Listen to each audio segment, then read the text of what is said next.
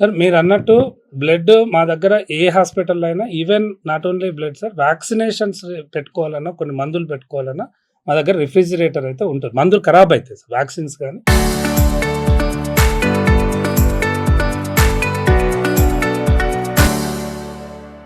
ఏదైనా ఖరాబ్ అయితే రిఫ్రిజిరేటర్స్ డెఫినిట్‌గా ఉంటాయి. నేను ఇంతకుముందు చెప్పినట్టు ఒక బ్లడ్ యొక్క దానికి సంబంధించిన ఒక టెస్ట్ మ్యాచ్ అవ్వాలి సార్. క్రాస్ మ్యాచింగ్ చేస్తాం. దానికి ఒక బ్లడ్ గ్రూపింగ్ చేయాలంటే ల్యాబ్‌లో రూ. 3000 ఛార్జ్ చేస్తారు. దాన్ని క్రాస్ మ్యాచింగ్ చేయాలంటే ఒక రూ. 500-800 ఛార్జ్ చేస్తారు. అట్లా ఒకటే మ్యాచ్ కాకపోవచ్చు, 4, 5 మ్యాచ్ అయి ఉండొచ్చు. దాని ద్వారా దానికి క్యానులా పెట్టడము, ఆ ప్రొసీజరు, దానికి సంబంధించిన ఐవి క్యానులాస్ కానీ, పైపు కావాల్సి ఆ రియాక్షన్స్ రాకుండా కొన్నిటికి వెంటనే రియాక్షన్స్ వస్తాయి సార్. నేను ఎప్పుడూ 25,000 గురించి మీరు అంటున్నారు సార్. సార్ సరే సార్, అది అధికారి మీకు అఫీషియల్గా ఇస్తే నాకు చూపియండి, నాకైతే తెలియదు. సో ఇదైతే ఖచ్చితంగా ఇంత ఇవన్నీ ట్రీట్మెంట్ సంబంధించిన ఏదైనా procedure wise, service wise sir, ఒక డాక్టర్ కానీ ఒక 2-3 గంటలు వాళ్ళంతా సర్వీస్ చేసిన దానికి ఏమైనా ఛార్జెస్ చేసి ఉండొచ్చు తప్ప మేము ఏ రోజు మీరు అనుకున్నట్టు బ్లడ్ అమ్ముకోలేదు సార్. దయచేసి ఇంతమంది చెప్పిన తర్వాత కూడా నన్ను దొంగలాగా మాత్రం చూడొద్దని. ఎందుకంటే నాకు ఒక చిన్న పాప ఉంది, 3 నెలలు, మా బాబు ఉన్నాడు. నిన్న జరిగిన incident, they were try to suicide my family. మా అమ్మ నాన్న ముసలోళ్ళు. ఇంత అంటే పరిస్థితి తీసుకొచ్చి ఎన్ని కుటుంబాలని ఏం చేస్తారా సార్? నేను వాళ్ళకి ధైర్యం చెప్పి, నేను తప్పు చేయనంత వరకు ఎవరు ఏం బాధపడొద్దు, నేను ఖచ్చితంగా క్లీన్ చిట్గా బయటకు వస్తాను, నేను కోర్టు ఉంది, న్యాయస్థానం ఆశ్రయిస్తానని చెప్పి వాళ్ళకి ధైర్యం చెప్పి ఈరోజు మీ ముందుకు రావడం జరిగింది సార్. దయచేసి మీరు అర్థం చేసుకోండి, నాలాంటి ఒక బీసీ బిడ్డను సార్, ఒక యాదవ్ని, గొర్రెల కాపరి కుటుంబం నుంచి బయటకు వచ్చి ఒక హైదరాబాద్ జూబ్లీహిల్స్ లాంటి హాస్పిటల్ పెట్టి సర్వీస్ చేయాలని ఒక తపనతో ఉన్న వ్యక్తిని మాత్రం డిమోటివేట్ చేయొద్దని మాత్రం కోరుతున్నాను. ఇంకోటి, మీరు రంగారెడ్డి జిల్లా కనకమామిడి విలేజ్ లో ప్రభుత్వ వెటనరీ డాక్టర్ గా పనిచేస్తున్నారు సమాచారం. ఎప్పటి నుంచి చేస్తున్నారు సార్? సార్ నేను 2012లో నా వృత్తి 11లో అయిపోయిందండి. 2011లో నా వృత్తి అయిపోయింది, విద్యా అర్హత అయిపోయింది. అయిన తర్వాత 2012లో గవర్నమెంట్ ఉద్యోగంలోకి వచ్చాను. ఉద్యోగంలో వచ్చిన తర్వాత నేను చూస్తూ, అరే ఏం డయాగ్నోస్టిక్ ఫెసిలిటీస్ లేవు, పెట్స్లో ఏదో ఒకటి చేయాలి, యానిమల్స్లో చేయాలి, ఎంతసేపు ఉన్న ఈ రకమైన స్కీమ్స్ ఇదే జరుగుతున్నాయి, ఎలాగా అని కొంత ఆలోచించి కొంతమంది సహాయం తీసుకోండి సార్. మా డాక్టర్స్ కానీ, నేను ఒక్కరిని డాక్టర్స్ లేను సార్, మా డాక్టర్స్ యొక్క విజువల్స్ కానీ ఏదైనా చూడొచ్చు. మా దగ్గర మోర్ దాన్ 10 డాక్టర్స్ టీమ్ ఉన్నారు.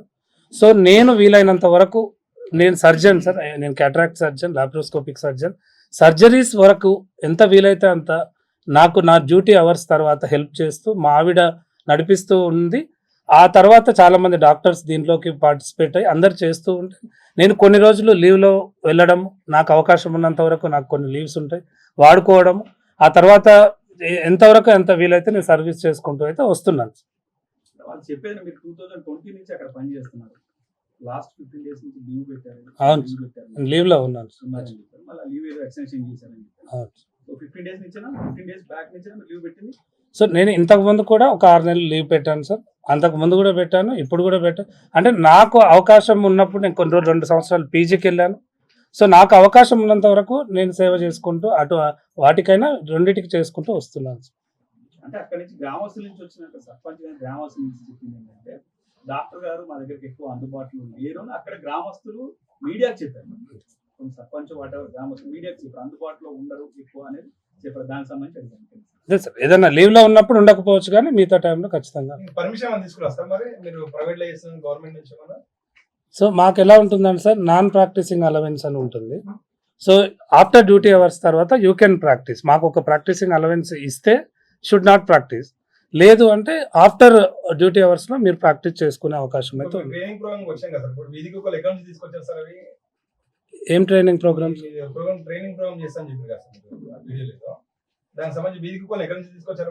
మేము ట్రైనింగ్ ప్రోగ్రామ్స్ అకాడమీ అని పెట్టేసి డాక్టర్ షరీన్ గారు అల్ట్రాసౌండ్ ట్రైనింగ్ ఇస్తున్నారు. ఖచ్చితంగా మా దగ్గరికి వచ్చినప్పుడు ప్రాబ్లమ్స్తో, కొన్ని లివర్ బాగాలేకను, కిడ్నీ బాగాలేకను, రకరకాల ఇబ్బందులతో ఉన్నాయి, స్కానింగ్కి వస్తుంటాయి. ఇప్పుడు మేడం ఉన్నాయి. ఇండీ డాగ్ సార్, దయచేసి మీరు ఇక్కడ ప్రతిసారి స్ట్రే డాగ్స్ మేము పట్టుకొచ్చి వచ్చి చేస్తున్నాం ప్రొజెక్ట్ చేయొద్దు. ఇండి డాగ్ ఓనర్స్ ఇంతమంది ఉన్నారు, వాళ్ళు చెప్తున్నారు మేము డాగ్స్ తీసుకొస్తాం. వాళ్ళు తీసుకొచ్చిన డాగ్స్ వాళ్ళకి ఇబ్బంది ఉన్న వాటికే స్కానింగ్ చేస్తాం తప్ప మేము వేరే వాటికి చేయము సార్. 6-7 అవర్స్ మత్తులో ఉంటున్నాయి కదా సార్. ఇప్పుడు కొన్ని కుక్కలు చనిపోయినాయి, ఎన్ని కుక్కలు చనిపోయాయి సార్? మేము ఏ డాగ్కి మత్తు ఇవ్వలేదండి, మేము ఏ డాగ్ని చంపలేదు మేడం. మేము ట్రైనింగ్ ప్రోగ్రామ్స్ అనేది ఏమి గంటలు ఇక్కడ ఎప్పుడు చేసింది లేదు. ఓన్లీ థియరీ క్లాసెస్ ఉంటాయి, దయచేసి వినండి. థియరీ క్లాసెస్ ఉంటాయి. అదే మేడం, అదే చెప్పు. అదే మేడం మీకు అదే చెప్పబోతున్నా. మీరు థియరీ క్లాసెస్ అయిన తర్వాత లివర్ ఎట్లా ఉంటుంది, కిడ్నీ ఎట్లా ఉంటుంది అని చూపించే క్రమంలో ఇలా మా దగ్గరకు వచ్చిన పేషెంట్స్ని మేడం వాళ్ళు ఆల్రెడీ కిడ్నీ ప్రాబ్లంతో వస్తారు. ఆ ఓనర్ ఉంటారు అక్కడ. మేము ఎలాంటి వాటికి సెడేషన్ ఇవ్వాల్సిన అవసరం లేదు. ఓనర్ మేము డయాలసిస్ ఎలాంటి కోర్సెస్ చేయలేదు మేడం. మేము ఇంతవరకు డయాలసిస్ జరిగినప్పుడు మాత్రం హ్యూమన్ డయాలసిస్ టెక్నీషియన్స్ మాకు కొంత హెల్ప్ చేస్తూ వెటర్నరీ అనస్థీషియా ఏదైనా ఇవ్వాల్సి వస్తే వెటర్నరీ డాక్టర్ల సూపర్విజన్లో మాత్రమే చేస్తాం మేడం. ఎప్పుడు కూడా దానికి సెడేషన్ ఇచ్చి కానీ ఏది చేయాల్సిన అవసరం ఉండదు. మేము యాక్చువల్గా ఎనీ ట్రైనింగ్ ప్రోగ్రామ్స్ వీళ్ళకి ఏంటంటే సార్ ఎక్కడికి వెళ్ళినా ఇప్పుడు లక్షల రూపాయలు అవుతున్నాయి సార్, ఫారెన్ కానీ. ఇదంతా మన హైదరాబాద్లో ఎందుకు ఉండకూడదు, మన వాళ్ళకి ఎందుకు ఉండకూడదు, అతి తక్కువ ఖర్చులో ఎందుకు ఉండకూడదు అని ఒక Hyderabad small animal veterinary madam. Thank you. అలాంటి ఆపర్చునిటీ వస్తే ఖచ్చితంగా చేస్తాను మేడం. నేను ఒక చిన్న వ్యక్తిని, చాలా సంతోషం.